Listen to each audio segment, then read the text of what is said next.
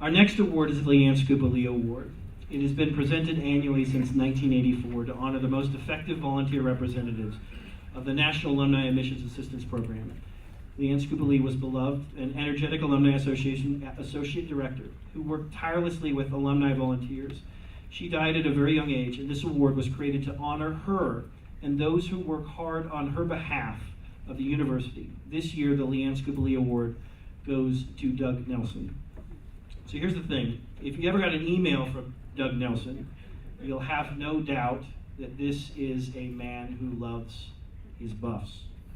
You know that because his email address, apparently, and this makes me kind of mad because I really would have liked to have gotten this, is foreverbuff@gmail.com. How long ago did you get that? Doug is the kind of guy who drives 9 hours from Kansas City to sit 3 hours in an Alumni Association meeting. Ask him why, and he'll tell you with a big grin, you've clearly never spent a winter in Kansas City. Hopefully I didn't offend anybody from Kansas City.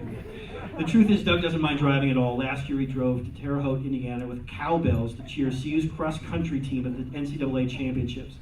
His only misstep occurred last fall when he left the CU versus Washington State football game early, big mistake, to drive 1,620 miles home and missed the miracle at Pullman, the team's only win last year. That hurts to say. Truth be told, he left early to make it back home to see his daughter's tennis match, which obviously was much more important to see. At first, many of us thought Doug had a speech impediment. He couldn't say the word no. Anytime the school asked Doug to serve, he simply says yes, and thus does an amazing job. In May, he wrapped up a 7-year Alumni Association board term, yet he has signed on to help the Kansas City Forever Buffs chapter remain vibrant. Doug, we're Buffalo proud to give you the 2013 Leanne Skupa-Lee Award. Please come on up.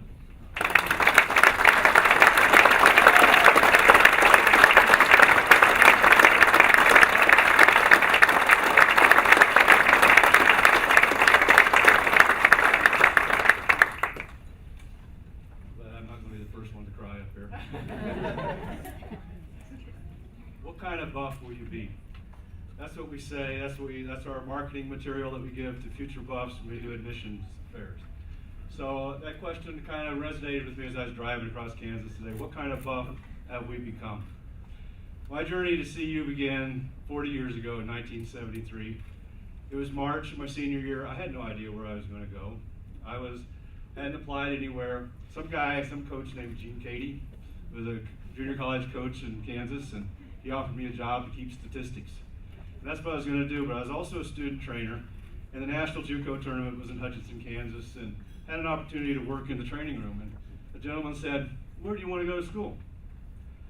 Do you ever thought about being a trainer?" I said, "Well, I thought about it, but I don't know how to do that." He says, "Well, where do you want to go?" Well, at the time, I kind of had a crush on a girl in all places, Loveland, Colorado. And I said, "I'd love to go to CU." He said, "Well, we'll call Monty Smith up and we'll ask if there's anything going on and we can get you a job up there as a trainer, as a student." And we called, and Monty said, "Well, there's nothing there right now, but send an application and a resume. Who knows what'll break."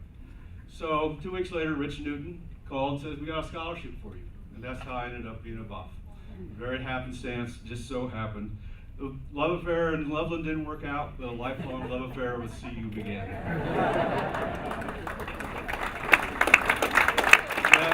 So we fast forward 17 years later, I have an extra ticket to the Big 8 basketball tournament that is no longer in Kansas City.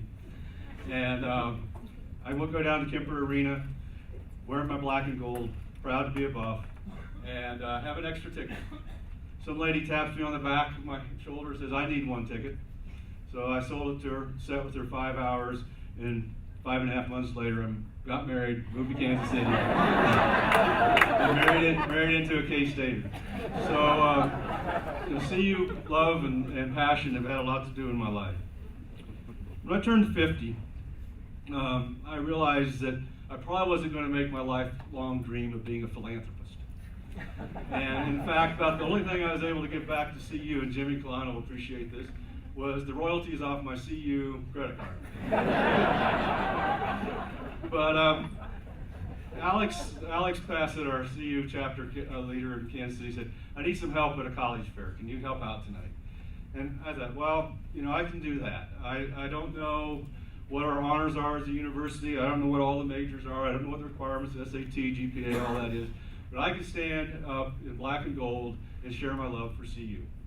And so thus began a long career, the second career almost, of just doing college fairs in Kansas City and Kansas.